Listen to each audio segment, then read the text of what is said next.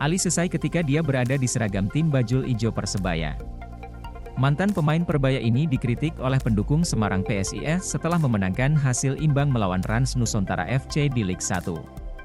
Banjarmasinpost.co.id, bukan untuk Carlos Fortes, undian yang dicapai oleh PSIS Semarang sebenarnya membuat pendukung aspek paling menonjol dari tuan rumah untuk mantan pembela asing Persebaya, Ali Sesei.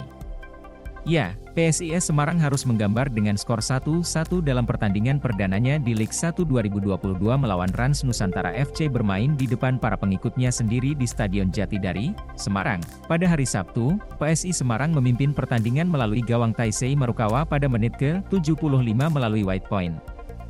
Namun sayangnya, kemenangan PSIS Semarang harus dibubarkan berkat equalizer Konate di menit ke-85. Baca juga, Live Indosiar. Pengaturan pemain dan tautan Kalimantan Online versus Arering FC di Liga 1 sore ini, Camara main. Baca juga, prediksi Bayangkara atur. Baca juga, para pendukung-pendukung Dejan Antonik ketika Madura United menyeberanginya ke Barito Putra di Liga 1. Undian antara PSIS Semarang melawan Rans Nusantara FC berlangsung sampai peluit panjang terdengar. PSIS Semarang muncul tanpa Carlos Fortes, yang masih terluka dalam pertandingan ini. Bermain dengan 3 pemain asingnya, PSIS Semarang belum mampu memaksimalkan peluang dalam game ini.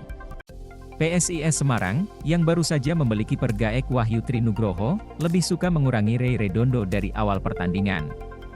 Namun, puncak dari pihak ini adalah sosok Ali Sesai. Ali Sesai adalah pembela Semarang baru PSI dari Persebaya Surabaya di awal pasar transfer Liga 1 2022.